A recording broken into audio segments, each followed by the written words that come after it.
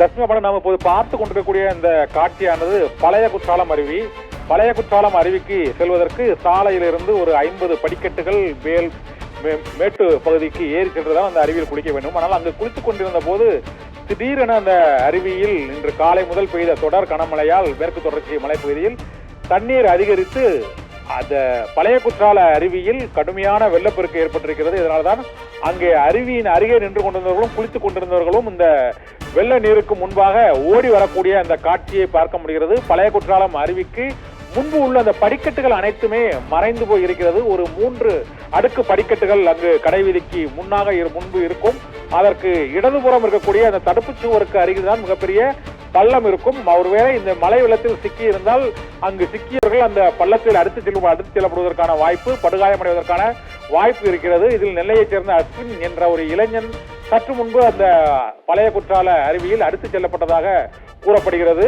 இந்த பழைய குற்றால அருவியில் திடீர் வெள்ளப்பெருக்கு ஏற்பட்டதால் அங்கு அருவி பகுதியில் பலர் சிக்கியிருக்கக்கூடும் என அஞ்சப்படுகிறது. இதையடுத்து குற்றால அருவிகளில் குளிப்பதற்கு மாவட்ட நிர்வாகம் இப்போது தடை விதித்திருக்கிறது. குற்றாலத்தில் பேரருவி மற்றும் சிற்றருவி, புலியருவி, பழைய குற்றால அருவி, 5 அருவி என பல்வேறு அருவிகள் இருக்கக்கூடிய சூழ்நிலையில் கடந்த 3 நாட்களாக மேற்கு தொடர்ச்சி மலைப்பகுதியில் தொடர்ந்து கனமழை பெய்து வருவதால் அந்த பகுதிக்கு பொதுமக்களும் சுற்றுலா பயணிகளும் அருவி பகுதியில் இந்த கோடை வெப்பத்தை தணிப்பதற்காக குளித்துக் கொண்டிருந்த போது இந்த திடீர் வெள்ளத்தால் பாறைகள் உருண்டு வருவதும் திடீர் வெள்ளப்பெருக்கில் அவர்கள் அடுத்துச் செல்வதற்கான வாய்ப்பும் இருப்பதால் இன்று குற்றால அருவிகளில் குளிப்பதற்கு தடை விதிக்கப்பட்டிருக்கிறது. பழைய குற்றாலம் அருவி பகுதியில் காணாமல் போன அந்த இளைஞரை அருவி வெள்ளத்தில் அடுத்துச் செல்லப்பட்ட அந்த இளைஞரை தேடும் பணியில் உள்ளூர் மக்களின் உதவியுடன் தீயணைப்பு துறையினரும் ஈடுபட்டு இருக்கிறார்கள்.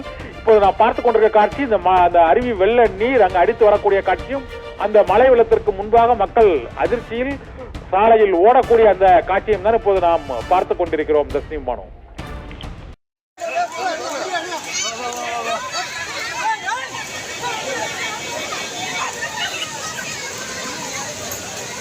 தம்பி வாங்க வா தகுடே